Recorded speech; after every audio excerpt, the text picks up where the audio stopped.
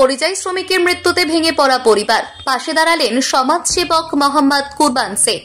সুজাপুর বিধানসভার অন্তর্গত আলিপুর 2 নম্বর গ্রাম পঞ্চায়েতের মহেশপুর গ্রামের পরিযায়ী শ্রমিক শেখ কাসিম মহারাষ্ট্রের পুনেতে নির্মাণ শ্রমিকের কাছে গিয়ে কয়েকদিন আগে মর্মান্তিকভাবে মৃত্যুবরণ করেন। পরিবারের একমাত্র উপার্জনক্ষম ব্যক্তিকে হারিয়ে কার্যত পথের ধারে বসে পড়েছে তার পরিবার।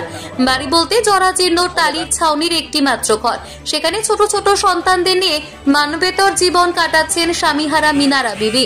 এই দুঃসংবাদ জানা মাত্রই মৃত শ্রমিকের বাড়িতে উপস্থিত হন সমাজসেবক, শিক্ষক এবং তৃণমূল নেতা মোহাম্মদ কুরবান শেখ। তিনি শোক সন্তপ্ত পরিবারের সাথে তাৎক্ষণিক কিছু আর্থিক সহায়তা তুলে দেন এবং পরিবারটিকে সব রকম সহযোগিতার আশ্বাস দেন। কুরবান শেখ জানান, রাজ্য সরকারের যেসব মৃত্যু সংক্রান্ত স্কিম রয়েছে তা যেন পরিবারটি যথাসময়ে পায়, সেই বিষয়ে আমাদের দল তদারকি করবে। পাশাপাশি বাংলার বাড়ি প্রকল্পের আওতায় একটি স্থায়ী বাড়ির জন্য আবেদন করা হবে।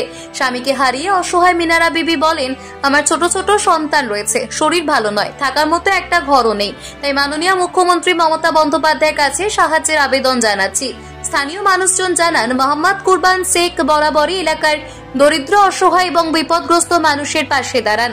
বিভিন্ন সময় তিনি নিজের উদ্যোগে বহু মানুষের চিকিৎসা, শিক্ষা এবং জরুরি প্রয়োজনীয়তায় সহযোগিতা করেছেন।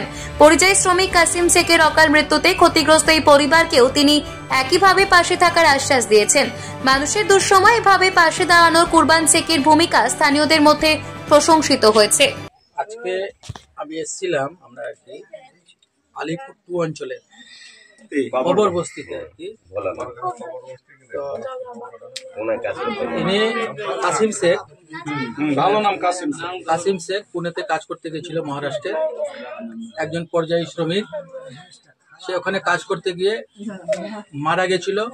আগামীকালকে বাড়ি এসেছিল, আগামীকালকে তার মাটি হয়েছে আর কি, জানাজা হয়েছে।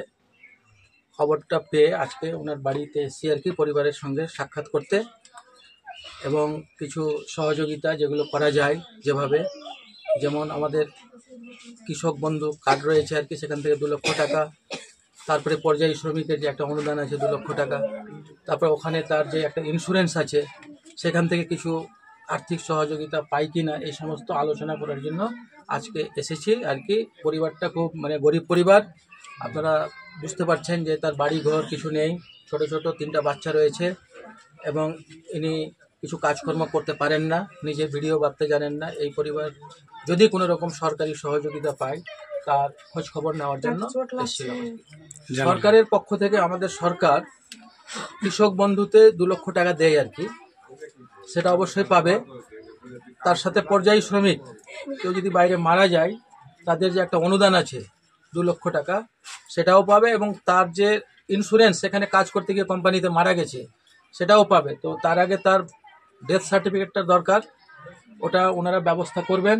তারপরে যা যা সহযোগিতা করতে হয় আমরা করব আর কি, পার্টির তরফ থেকে, আমাদের সমাজের তরফ থেকে। হ্যাঁ, এনার বাড়ি নেই দেখতে পাচ্ছি আর কি। তো ভিডিও সাহেবকে আমরা বলবো যে ইনি যেহেতু আর এনার কাজকর্ম করার কেউ থাকলো না, সে যাতে একটা বাড়ি পায় আমাদের সরকারি প্রকল্পের, সেই ব্যবস্থাটা করব আর কি। আমি মোহাম্মদ কুরবান শেখ, আমি ওয়েস্ট বেঙ্গল কিষাণ ক্ষেত মজদুর তৃণমূল কংগ্রেস কমিটির একজন এক্সিকিউটিভ মেম্বার।